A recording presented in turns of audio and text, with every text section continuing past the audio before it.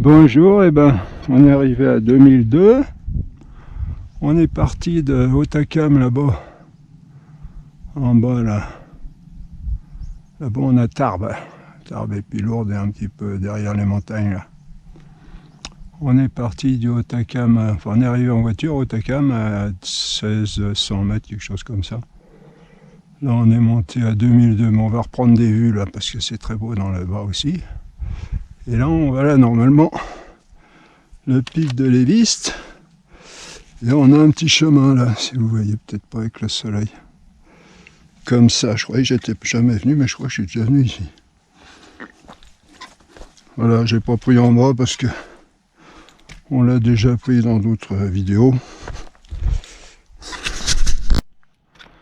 Voilà, il n'y a plus le soleil là.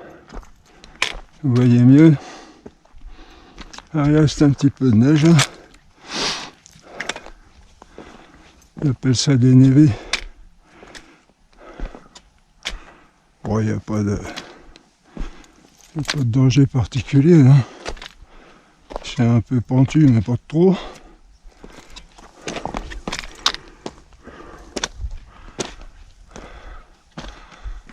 Voilà. Ah oui. Un petit chemin qui longe la falaise. Enfin, une petite falaise.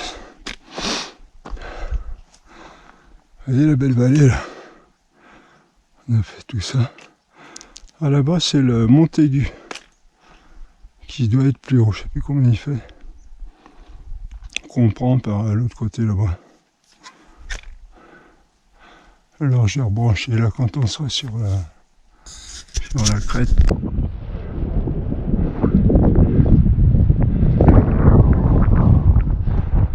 Alors ça c'est pas mal. Mais je vais pas le faire aujourd'hui. Ah non, là c'est le par derrière, peut-être il y a une petite. C'est beau, hein. Alors.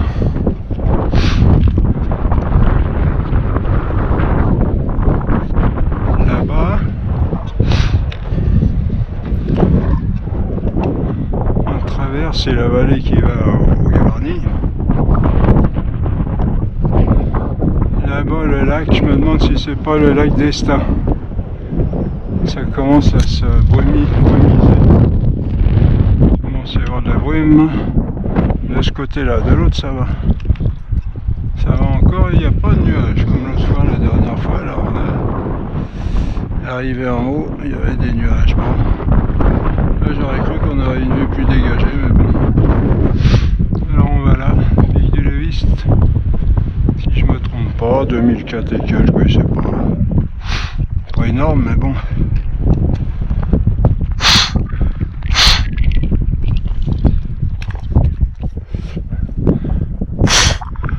Pardon.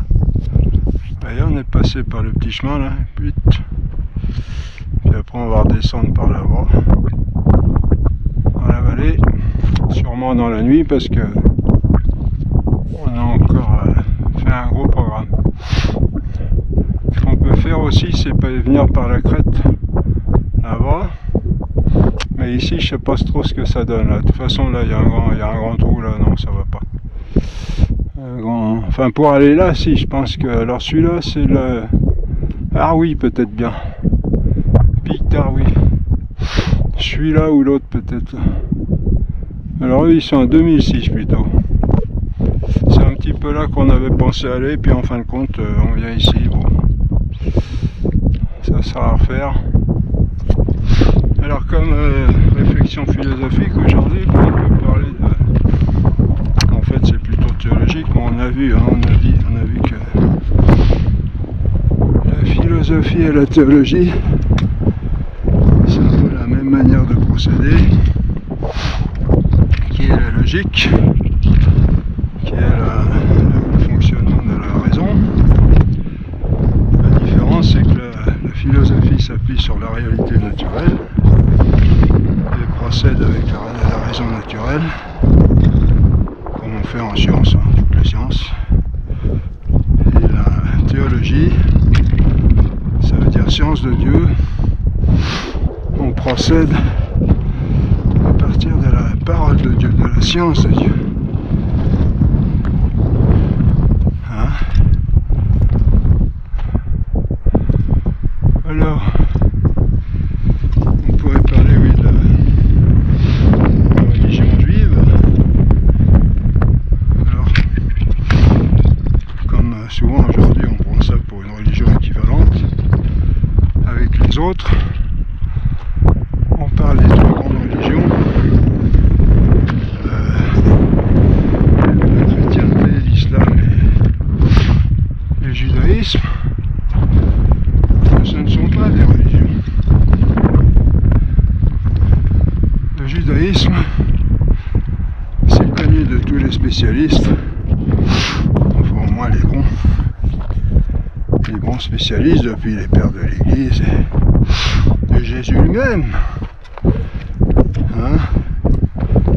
Si vous regardez, Jésus est venu annoncer le message à tout le monde, mais d'abord aux Juifs. Il a dit bien clairement, lui, hein, il le dit en nom aussi à ses apôtres, je crois, aller enseigner, en commençant par les Juifs et ensuite aux païens. Alors les Juifs, souvent pas tous, mais beaucoup, ayant mis leur réticence à accepter le message, que Jésus était le Messie tant attendu,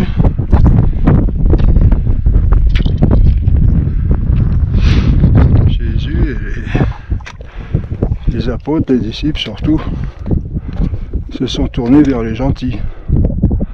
Ce qu'on appelle les gentils, c'est-à-dire les païens, si vous voulez.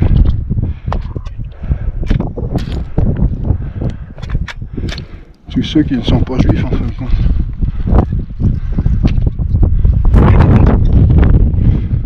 Alors, qu'est-ce qu'il en est? Je ne vais pas faire un exposé pour démontrer que la religion juive ne tient pas. Si on veut s'y référer, si on veut, je veux dire, avoir des références, il faut aller voir les pères de l'Église qui ont essayé de traiter le problème. Je crois qu'il y a Saint Jean Chrysostome en particulier qui a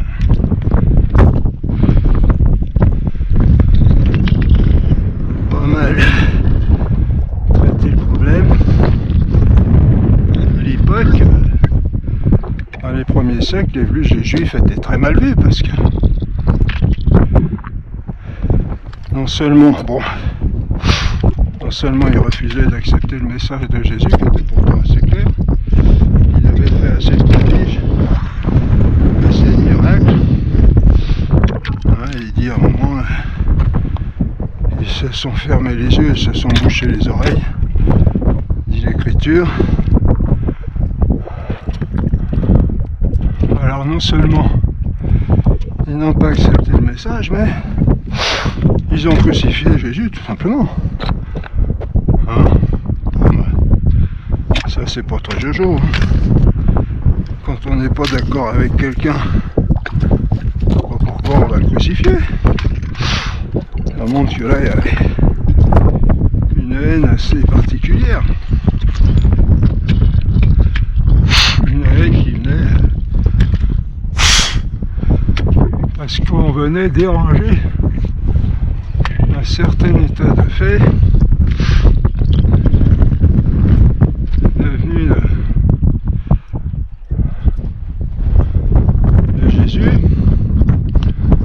Et alors il fait y avoir un chemin plus facile par là-bas, mais bon.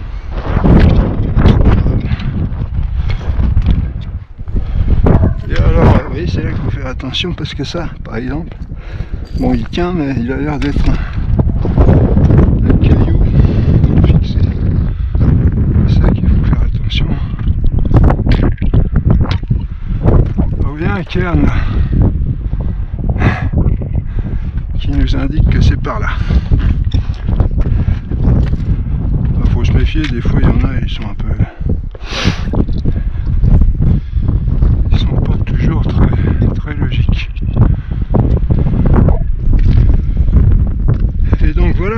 problème c'est que... Tiens, vous voyez. Le gros problème c'est que toute l'écriture ne parle que de Jésus, que de la venue du Messie. Et si vous voulez une preuve, ben vous voyez, et que les Juifs le savaient en plus, les Juifs ils savaient parfaitement les Écritures. Hein. À un moment, au temps des mages, les mages à la naissance de Jésus, les mages viennent adorer Jésus. Tiens, voilà le chemin. Vous voyez ? Putain, non, c'est pas grave. Là. Un petit escalier. Les mages arrivent, guidés par l'étoile pour venir adorer le roi des Juifs. Comment c'est écrit déjà? Quand ils viennent voir Hérode. Où est le roi des Juifs? Car nous avons vu son étoile en Orient et nous sommes venus l'adorer. Oui, je crois qu'ils disent le roi des Juifs. Alors déjà, eux, bon, l'étoile, on va passer. Il y en a qui disent que c'est une comète. Une comète de Halley, je crois. Ils essaient de réduire ça à un simple mouvement astrophysique.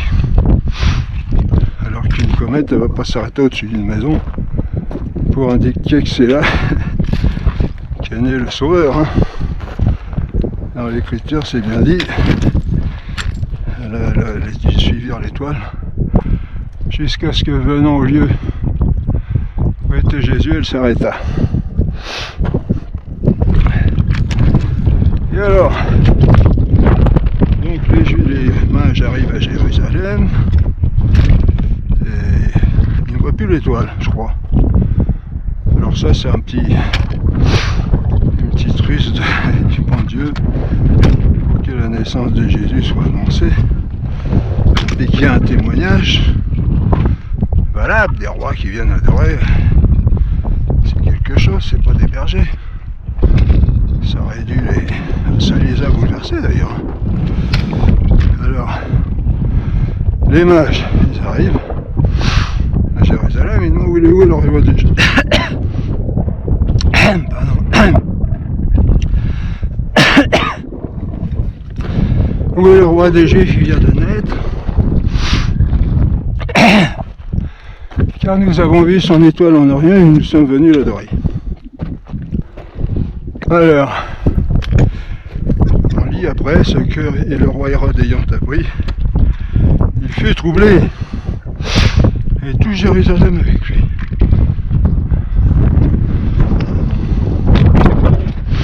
Il assembla tous les princes des prêtres et des scribes du peuple, et s'enquirent auprès d'eux où devait naître le Christ. Il lui dit, alors observez bien là, sans hésiter, hein. À Bethléem de Judée, tiens, regardez le pic du midi là. Selon ce qui a été écrit, et toi Bethléem, terre de Juda, tu n'es pas la moindre parmi les principautés de Juda, car de toi sortira un chef qui doit être Israël, mon peuple. Alors vous voyez, les Juifs ils connaissent parfaitement l'écriture. Alors, comment ils n'ont pas reconnu Jésus? Comment ils n'ont pas reconnu le Sauveur?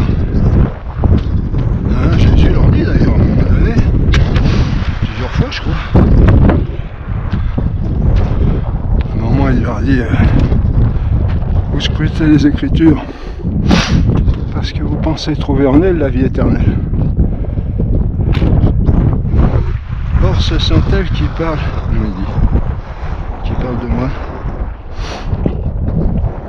Oui, je crois. Et vous ne voulez pas venir à moi pour avoir la vie. Plusieurs fois Jésus leur dit. Ils leur disent pas c'est moi le Messie. Il leur fait comprendre avec discrétion mais aussi avec force. Et puis à la fin il dit à ses disciples, sont aveuglés, ils se sont aveuglés.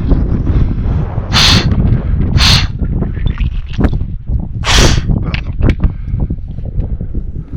Ils se sont aveuglés, leur péché est très grave. Et après, donc, à la dispersion des apôtres, quand Jésus est monté au ciel, quand ils ont plutôt, non, avant la dispersion, quand Jésus est parti, ils sont mis à prêcher la bonne nouvelle, et ils ont eu un mal de chien avec les Juifs. Ils ont même voulu, il y en a plusieurs qui ils ont voulu les mettre à mort, et ils ont mis à mort. Ils ont mis Saint-Jacques, le premier évêque, à mort, etc.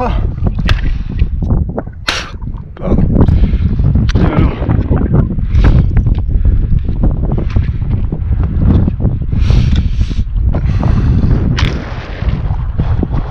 donc, vous voyez, on remarque. Alors, évidemment, pour ça, il faut prouver la véracité des Écritures comme étant la parole de Dieu, c'est sûr. Bon, mais historiquement, c'est sûr que Jésus existait. Et ces écrits, il y a toute une apologétique faite par des spécialistes qui démontrent que notre religion est la vraie et que Jésus était vraiment le Fils de Dieu, parce qu'il a fait, pourquoi ? On l'a dit déjà, parce qu'il a fait des choses que personne au monde ne peut faire, c'est-à-dire ressusciter des morts. Et par là, il montre qu'il est maître de l'existence. Et il n'y a que Dieu qui est maître de l'existence. Nous, on peut agir sur ce qui existe, mais on n'a pas pouvoir sur l'existence. Autant au départ qu'à l'arrivée, si on peut dire. C'est-à-dire qu'on ne peut pas faire venir quelque chose de rien, et on ne peut pas non plus empêcher de disparaître quelque chose qui est destiné à disparaître. Alors, mais en fait on est déjà venu là, je crois qu'on n'était pas venu. Donc on aurait dû aller sur l'autre là-bas, mais ça fait rien. Alors, ce qui est embêtant, c'est que la religion des Juifs est tout ordonnée à la venue du Messie. Or, le Messie étant venu, la religion juive n'a plus de raison d'être en tant que religion juive. Et là, elle a eu une raison d'être. Et l'obstination des Juifs d'aujourd'hui à vouloir rester dedans montre qu'elle a existé et qu'elle est tout ordonnée à la venue de Jésus. Il n'y a qu'à lire l'Écriture. Le psaume 22 par exemple, le psaume de mon Dieu, pourquoi m'as-tu abandonné? C'est tout ce qu'a vécu Jésus sur la croix. À un moment, il dit, ils ont percé mes pieds et mes mains, ils ont compté tous mes os. Et il y a quantité de paroles de l'Écriture là. Donc là, je dis pour ça, il faut... Je le ferai d'ailleurs, recourir au Père de l'Église dans ce qu'on appelle l'apologétique, c'est-à-dire c'est la science pour démontrer que la religion catholique est la bonne. Et alors, quand on vient nous dire maintenant qu'il y a trois grandes religions, la chrétienté, le christianisme, l'islam et le judaïsme, non. Le judaïsme n'a plus de raison d'être que le judaïsme.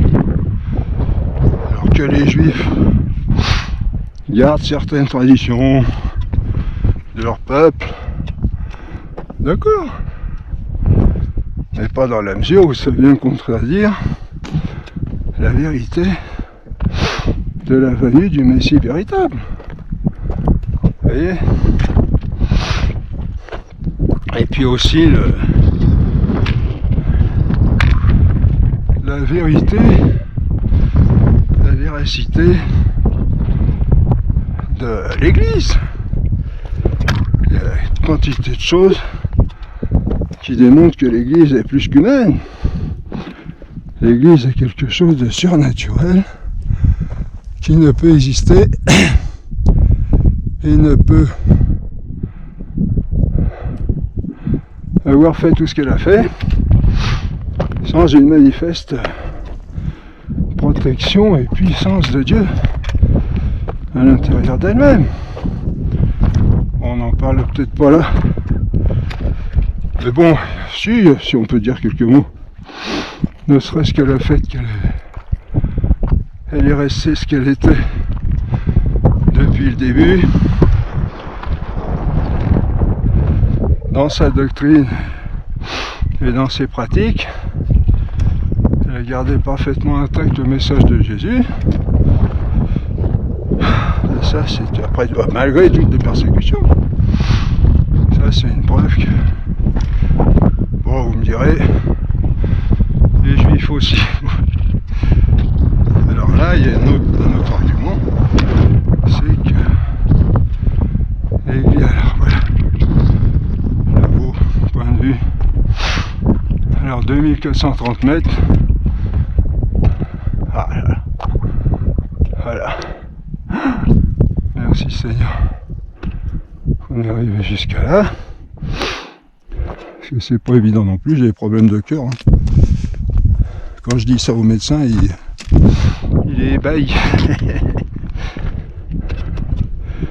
Alors oui, bon, que l'Église, il y a aussi le fait que dedans, il y a eu des gens qui ont fait des prodiges extraordinaires et qui ont aussi ressuscité des morts.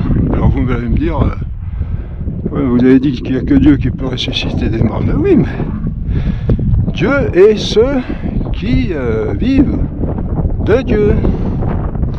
Ceux qui sont amis de Dieu et qui vivent par sa puissance et qui peuvent faire des miracles extraordinaires par sa puissance. Hein, le démon aussi il peut faire des prodiges. Il y a des gens qui marchent sur le feu, qui se mettent, ils s'allongent sur des clous, etc. Mais ça c'est pas la maîtrise de l'existence. La maîtrise de l'existence, c'est vraiment il y a dans la résurrection qu'on voit ça. Et il n'y a que dans la religion catholique qu'on voit ça. D'abord avec Jésus, peut-être dans l'Ancien Testament, mais surtout dans le Nouveau, où il y avait Saint-Pierre par exemple, à un moment, là, je ne sais plus qui c'est, mais alors Saint-Pierre, on voit, il se met à prier. Il prie. Alors que Jésus, lui, il rend grâce à son Père, mais il ne prie pas. Quand il ressuscite Lazare, il dit « Lazare, sors !» Il ordonne. Quand il ressuscite le fils de la veuve de Naïm, il dit « Jeune homme, je te le commande, lève-toi !» Dieu, Jésus est Dieu, il a la puissance, il a la maîtrise de l'existence. Et ça, vous avez ça en aucune autre religion. Ni chez les Juifs, ni dans l'islam, ni encore moins chez les païens, chez les polythéistes, les bouddhistes, etc. Vous voyez. Ça, ce sont des signes manifestes qui déjà ont été à l'époque de Jésus, parce que à l'époque de Jésus, quand Jésus est mort, les Juifs ont dit, ils ont été voir Pilate, ils ont dit il faudrait garder le tombeau parce que les disciples vont venir chercher le corps et ils vont proclamer qu'il est ressuscité. Alors d'accord, on met des gros gaillards pour garder le sépulcre, et ça va pas empêcher Jésus de ressusciter. Et les gaillards, ils sont tombés dans les pommes quand un ange est venu annoncer aux saintes femmes que Jésus n'était plus là, il était ressuscité, c'était pas la peine de... Alors il a ressuscité apparemment quand les soldats dormaient. Déjà c'est un sommeil mystérieux sûrement. Et après il tombe dans les pommes à la vue de l'ange qui vient rassurer les femmes en disant il est vraiment ressuscité, mais il n'est pas là, il faut aller le voir là-bas sur la montagne de Galilée, vous voyez. Donc déjà à l'époque, pour montrer la fourberie des Juifs quand même. Bon, il y en a peut-être des gens sincères comme partout, hein, mais les Juifs en tant que tels qui avaient la religion de l'époque, là, bon, pas tous non plus, hein, on voit que certains, même la condamnation de Jésus, certains comme Nicodème n'étaient pas d'accord. Mais quand même, ceux qui avaient le pouvoir, ils ont crucifié Jésus, ils ont voulu se débarrasser d'un... Ils sont d'ailleurs idiots, excusez-moi l'expression, mais alors Jésus qui avait ressuscité Lazare, qui avait ressuscité... Alors on lit dans l'écriture, il y a beaucoup de gens qui allaient voir Lazare, Marthe et le frère, vous savez, de Marthe et Marie. Beaucoup de gens allaient voir Lazare, que Jésus avait ressuscité des morts, parce que c'était un prodige extraordinaire. Hein. Et ils allaient voir constater le prodige, c'était connu de tout le monde, parce que Lazare était un ami, c'était un juif notable, qui était connu, à sa mort d'ailleurs, il y avait plein de juifs notables qui étaient venus consoler Marthe et Marie-Madeleine. Et donc la mauvaise foi des Juifs, donc ah oui alors on lit les gens venaient voir Lazare parce qu'il avait ressuscité des morts. Alors on lit dans l'Évangile et donc les Juifs décidèrent de faire mourir aussi Lazare parce que beaucoup de Juifs se retiraient à cause de lui. Non mais vous voyez le truc, Jésus ressuscite Lazare. Bon, ils devraient comprendre que le problème de la mort avec Jésus, c'est pas un problème. Hein, bon, alors Jésus ressuscite Lazare. Ils perdent des clients. Alors il dit bon, ils veulent tuer Jésus évidemment parce qu'ils perdent des clients. Et il dit il faut tuer aussi Lazare parce qu'il y a aussi beaucoup de monde qui se retire à cause de lui. Non mais c'est dingue. Bon.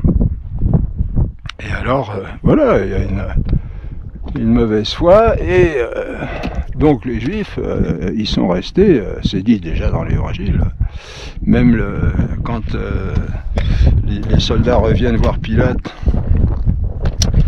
pour dire que le corps n'était plus là et puis qu'ils avaient vu un ange, etc., les Juifs leur donnent une forte somme pour qu'ils la bouclent. Bon, voilà. Et aujourd'hui encore, on en est là. Et les gens ne se rendent pas compte, ils ne se rendent pas compte que... Ils voient pas ça, alors qu'il y a des quantités de témoignages qui est... Bon, mais c'est le démon qui est par derrière, hein, qui aveugle les cœurs, hein, c'est bien dit aussi dans l'Écriture.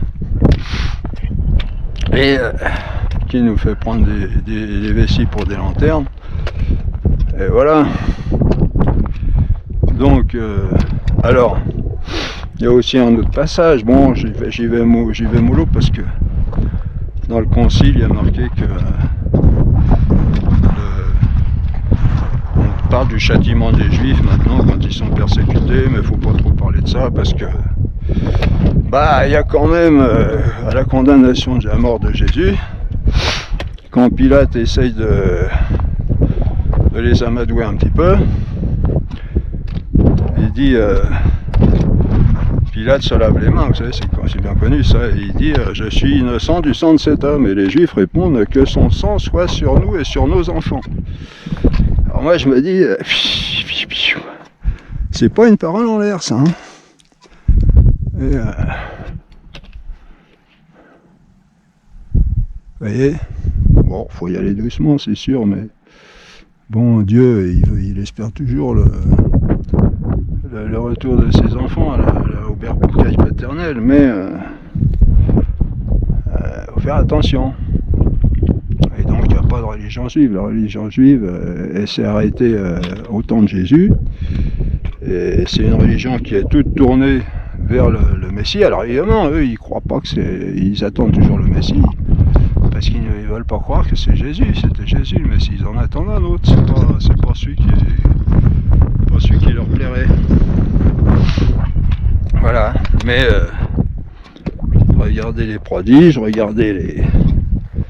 Et même encore aujourd'hui, hein, vous avez des gens qui ont fait des prodiges extraordinaires. Alors les foyers de charité, par exemple, où j'ai été, les Marthe Robin qui n'a pas mangé pendant 50 ans, il n'a pris aucune autre nourriture que l'Eucharistie. Vous voyez? Et ça, c'est pareil, faut être maître de la vie pour faire ça, maître de l'existence, vous voyez? C'est pas ressusciter un mort, mais c'est maintenir quelqu'un dans l'existence sans les moyens naturels de subsister, vous voyez? Et vous n'avez pas quel, vous avez aussi Saint-Nicolas de Flux, qui s'est retiré en ermite en Suisse, et qui a vécu aussi sans manger pendant des années. Mais ça, ce sont des petits côtés, ça, il y a des quantités de prodiges qui se sont accomplis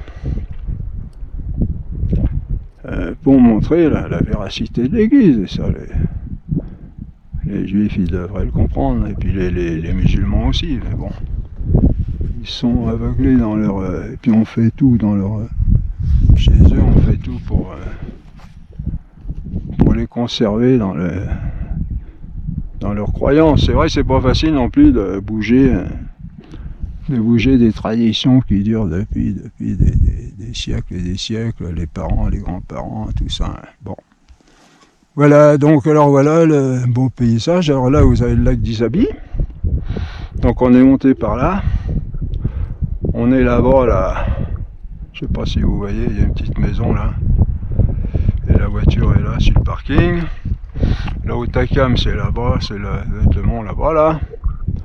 Plus loin, on voit le Gers, pic du Gers. Là, on a le Pibès là-bas.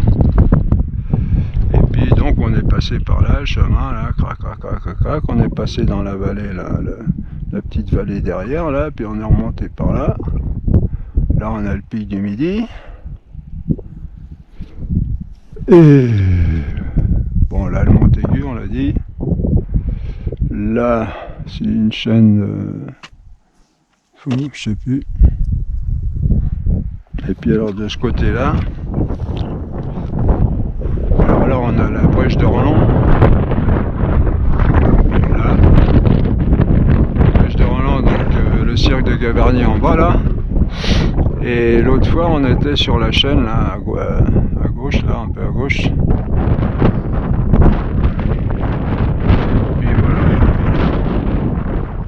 Très beau, puis on a de la chance parce qu'il y a un peu de bruit, mais il n'y a pas de... ils n'ont pas fait de nuages encore. Voilà, donc prions pour nous, prions pour 17h45, bon, ça va, on est dans les temps. On va revenir un petit peu à la nuit. Prions pour tout le monde, pour que... Il y a des paroles aussi de l'Écriture qui disent qu'un jour on va se réunir, tout le monde va se réunir. Je sais pas si ce ne sera pas la marque de la fin du monde. Les Juifs vont se convertir. Et puis aussi, peut-être encore un petit mot, c'est un peu dit bien qu'ils se basent sur leurs écritures, mais il dit bien que tant qu'ils n'auront pas accepté Jésus, ils n'y comprendront rien aux écritures. Parce qu'il y a un voile sur leurs yeux. Parce que les Écritures ne se révèlent que par le Christ. C'est le lien entre l'Ancien et le Nouveau Testament, le sommet. Puis un autre mot aussi, c'est que je suis un petit peu peiné de voir dans les prédications que, en général, au temps de Jésus, on parle de la loi comme une loi des hommes. La loi des Juifs, avant tout, c'est la loi de Dieu. C'est la loi que Dieu a donnée. Ce sont les Écritures qui est parole de Dieu. Et alors c'est vrai que de cette loi, ils en avaient fait un petit peu leur affaire. Ils avaient un petit peu bricolé tout ça et il fallait se retrouver après. Et donc c'est là que ils avaient ajouté des tas de pratiques qui n'avaient plus rien à voir avec Dieu. Ils avaient déformé, Jésus le dit à un moment donné, il dit vous avez complètement falsifié, je ne sais plus les paroles, mais vous avez falsifié la parole de Dieu. Bah oui, quand à un moment il dit vous avez, quand quelqu'un veut jurer par l'autel, vous dites ça ne vaut rien. Mais s'il jure par les dons qui sont sur l'autel du temple, c'est bon, ça marche. Et Jésus il dit, mais insensé, c'est là qu'il les traite d'imbéciles et bon, il y a un mot en 3 lettres chez nous que Jésus, il est traité vraiment d'aveugle, insensé. Il y a plusieurs mots très forts comme ça. L'endroit aussi où il dit malheur à vous, juifs. Alors on veut traduire ça maintenant, malheureux êtes-vous, juifs. Mais tu parles. Jésus est Dieu et Jésus est juge. Et qu'est-ce que je voulais dire? Oui, alors vous jurez, si vous jurez, alors Jésus dit alors, aveugle, insensé, qu'est-ce qui est le plus important? Est-ce que c'est l'autel ou est-ce que ce sont les dons qui sont sur l'autel? Vous avez déformé la parole de Dieu. Enfin, il dit, je ne sais plus comment il dit, mais ça veut dire ça. Vous voyez, donc, il faut faire attention quand on veut expliquer parce que là, on met tout dans le même sac, et alors, après ça, il n'y a plus de parole de Dieu. Alors, je ne sais pas où ils vont chercher leurs références, les braves pères, mais bon, il faut les respecter, hein, faut aimer, il faut suivre la voie. Bon, sauf le magistère. Le magistère, lui, il est intact parce qu'il a la grâce, une grâce spéciale de Dieu, de Jésus, qui a institué l'Église. Mais, alors, donc, la loi des Juifs, aujourd'hui, c'est le Talmud, là, bon, je sais plus, je crois que c'est le commentaire des Écritures, bon, mais il y a aussi les Écritures. Alors, par contre, ils ont un grand respect sur l'hébreu. Ils avaient une façon parce que les livres se recopiaient à l'époque, il n'y avait pas d'imprimerie. Et donc il y avait des fautes, ils se faisaient des fautes en recopiant. Et les Juifs, quand ils pensaient qu'il y avait une faute, ils ne rayaient pas, ils ne corrigeaient pas tellement ils avaient respect de l'écriture. Ils mettaient un mot en marge pour dire c'est plutôt ça. Mais ils ne changeaient pas. Pour dire que du point de vue de l'écriture, et ça je crois que c'est une grâce de Dieu à travers les âges pour nous conserver sa parole. Et ça c'est une marque, l'écriture de ce côté-là, la loi de Dieu est bonne, mais après bon c'est dans l'application, dans la pratique qu'ils en ont fait, où ils ont ajouté tout un tas de choses qui n'avaient plus rien à voir avec la volonté de Dieu. Voilà. Bon, merci pour ce bon paysage, Seigneur, et pour toute cette belle doctrine, cette belle religion, et nous te prions pour que nous nous retrouvions tous dans la vérité. Moi, vous savez, je dis, j'ai l'air de faire celui qui a la bonne religion, puis les autres la mauvaise. Moi, j'ai toujours dit, même en philosophie, si vous avez des arguments qui me démontrent que la religion catholique n'est pas bonne, et puis qu'il y en a une autre qui est valable, moi, je change. Si vos arguments sont vraiment bons, je ne suis pas là pour choisir moi-même pour une raison qui n'en serait pas une. Moi, ce que je cherche, c'est la vérité. Et si j'ai opté sur la raison que la religion catholique, c'est parce que c'est elle qui a le plus d'arguments en faveur de la vérité par rapport aux autres. Mais les autres ne tiennent pas la route. Bon, on a vu l'islam aussi, l'autre fois on a dit, je suis en train de l'étudier en petite dose. Et il y a un moment où le dieu de l'islam, il reproche aux autres religions, c'est en parlant de nous, vous savez pas d'adorer plusieurs dieux. En parlant de la Trinité, on sait qu'il refuse la Trinité dans l'islam. Or, si c'était bien Dieu, il n'y a pas 3 dieux dans la religion catholique, c'est un Dieu en 3 personnes, et ça c'est absolument certifié par les plus grands maîtres de l'enseignement catholique, et en particulier par le magistère. Donc si le Dieu de l'islam était au courant, si c'était vraiment un Dieu, il saurait que dans la religion catholique, il n'y a pas plusieurs dieux, il n'y en a qu'un en 3 personnes. Alors ça, j'en ai parlé avec un imam une fois, j'ai dit, mais vous comprenez pas, mais nous non plus on ne comprend pas, c'est un mystère. Et un mystère, c'est quelque chose qu'on ne comprendra jamais, mais il faut croire que ça existe parce que ça a été révélé de Dieu avec des signes manifestes que c'était une révélation de Dieu. Voilà, à plus tard. Bonne méditation, bonne prière, et à bientôt. Alors ce qu'il faut préciser, c'est que quand on parle des religions comme ça, on ne juge pas les personnes, même dans la philosophie, n'importe où. On juge les choses, l'état des choses. Pour dire qu'elles sont bonnes ou pas bonnes, mais les gens qui sont dedans, bah, c'est Dieu qui les juge. Après, chacun, comme le Concile de Vatican II, il peut y avoir des gens très sincères dans n'importe quelle religion, même dans le paganisme, des gens qui cherchent véritablement Dieu et qui sont nés dans le paganisme. Bon, ils n'ont pas fait exprès, hein. Alors, donc, on ne juge pas les personnes, hein, les juifs. Ils sont comme ils sont. On juge le judaïsme. Petite précision. Ce qu'il faut faire d'ailleurs, hein, dans n'importe quel domaine, quand on dit à quelqu'un que quelque chose ne va pas, ça ne veut pas dire qu'on le condamne, ça veut dire qu'on condamne l'action. Hein. Ça, remarquez, c'est vrai qu'on peut insister un peu là-dessus parce que c'est vrai que cette distinction, il y a des gens qui n'osent pas dire que certaines choses ne sont pas bonnes, des prêtres ou des non-prêtres. Hein. Et même des gens qui sont responsables, vous voyez, c'est ça qui est embêtant, c'est que les gens qui sont sous leur responsabilité, ou qui ont une relation avec leur responsabilité, ils ne font pas leur boulot en fin de compte. Il faudrait les avertir. Il devrait leur dire, là il y a quelque chose qui ne va pas, sans juger les personnes, vous voyez, toujours. On va dire, par exemple, quelqu'un a volé ou un enfant, il a volé, lui dire que c'est très mal de voler, etc. Mais pas lui dire, tiens, un voleur.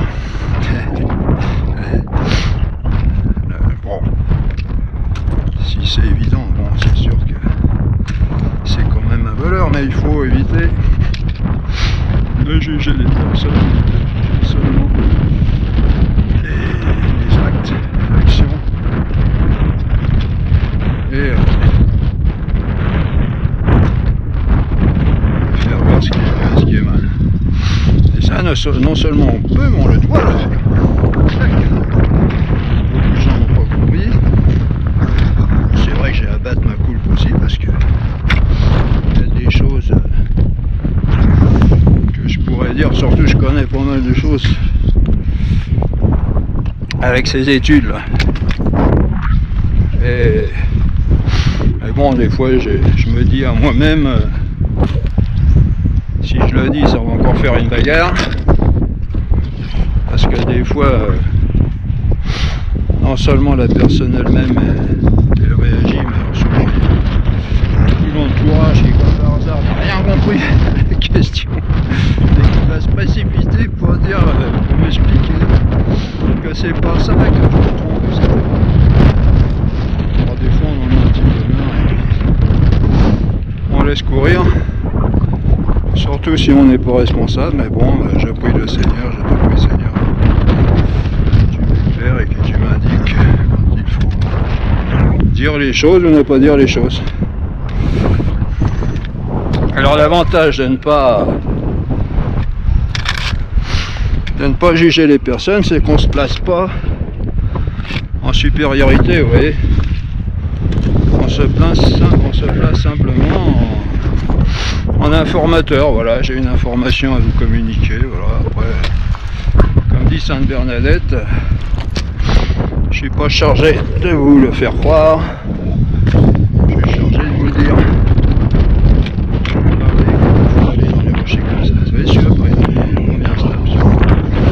Il faut s'attendre à ce que le rocher fiche le coup. Préparez vos pieds à faire autre chose.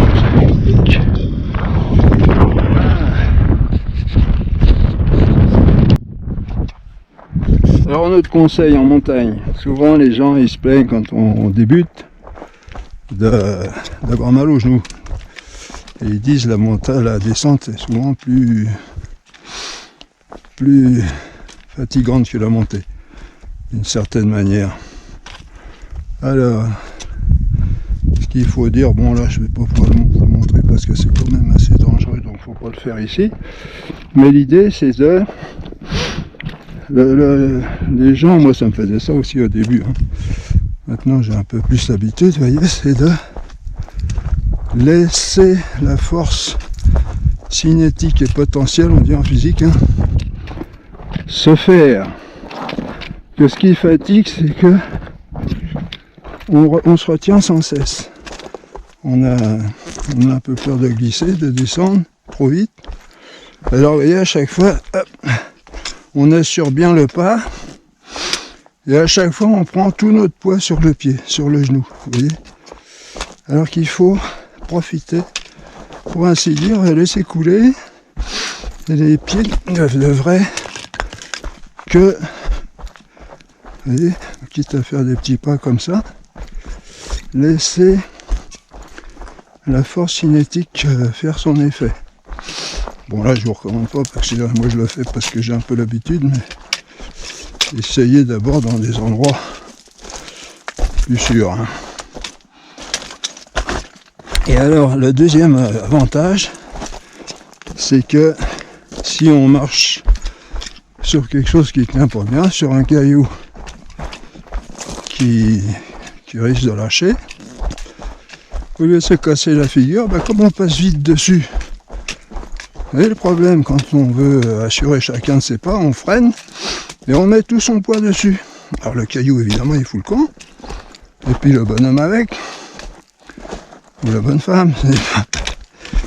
Alors que, bon, si c'est bien fait, hein, puis il faut faire attention, si on laisse aller avec souplesse, beaucoup de souplesse, et si on marche sur un mauvais caillou, comme on n'y reste pas et qu'on s'appuie pas dessus, c'est l'autre pied qui prend la secousse et ainsi de suite. Vous voyez, en principe, on a moins de chances de tomber. Bon là, je vous dis, c'est un peu délicat parce que c'est assez pointu et puis un petit peu dangereux. Oh, remarque, il n'y a pas un gros trou là. Voilà, là par exemple, vous voyez. Et puis vous fatiguez beaucoup moins. Et puis vous allez plus vite. Alors on peut aussi courir carrément. Hein. Ça je l'ai fait aussi, mais là déjà il faut faire gaffe. Et puis il faut pas avoir peur de tomber. Tomber dans la montagne, ça fait partie, hein, j'ai déjà dit. Comme en moto, comme en cheval. Ça fait partie du truc. Hein. C'est pas souhaitable, mais alors après il faut savoir tomber aussi. Quand vous voyez que vous allez partir, j'ai dit, bon c'est évident, hein, il faut essayer de tomber du côté où c'est le moins pentu. Alors là dans les cailloux c'est pas facile parce que on se fait plus facilement du mal dans les cailloux, mais quand c'est de l'herbe, bon, vous tombez sur l'herbe comme les enfants. Hein. Voilà.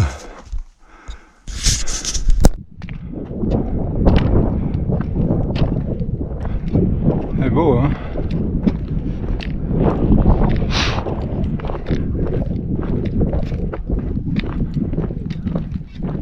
Magnifique.